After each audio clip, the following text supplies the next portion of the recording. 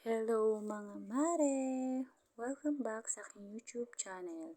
So guys, tuturo ko sa inyo kung paano bang mag-samji na low-key. In short, wala tayong budget. Guys, tipid-tipid.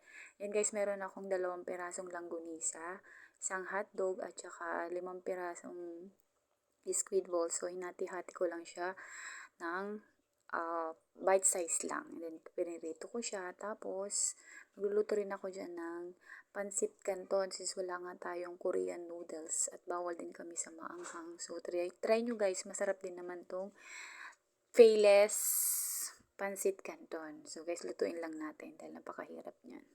Guys, kayo rin ba, pag nagluluto ng pansit canton, ay tinutunaw nyo muna mabuti yung seasoning niya, lalo na yung powder. Kasi, wala lang, gusto ko lang. Charis. Ayan guys, pag luto na yung noodles, syempre check nyo kung luto na. Ayan, tatanggalan nyo lang siya ng water. Tapos, ako hindi ko tinatanggal ng mabuti kasi gusto ko yung pansit canton ng saucy. Ayoko kasi yung tuyong-tuyo na pansit canton pag kinakain. So, ayan, ready to serve na. So, ano pa bang kulang? Dahil samchi. So, kumuha naman ako ng keso sa rep. No, kung anong meron sa rep niyo, huwag na kayong bumili ang kung ano-ano. Kung wala, edi pagtiyagaan kung anong meron. So guys, bumili na ako ng maliit na sachet na mayonnaise.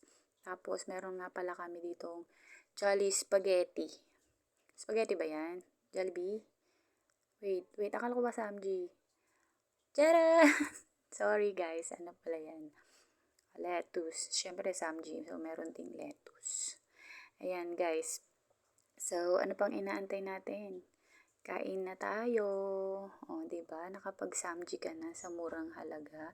Hindi mo naman na kailangan bumili ng mamahaling mga karne-karne dyan o ano. Kung ano lang meron sa bahay nyo, pwede na yan. Basta makapag-samji ka, diba? Guys, so, hindi ko na inano yung cheese. Malalaking bloke na yan para isang kagatan na lang. O, diba? Samji na Loki. Sana may natutunan kayo sa aking mga video na walang kabuluhan. Charis! At kung bago lang po kayo guys sa aking mga video, kung dumaan man sa inyo, huwag na rin nyo pong kalimutang mag-like and subscribe. Sige no. Charis! So, paano ba yan? Hanggang dito na lang po. Sana po nag-enjoy kayo sa aking short video.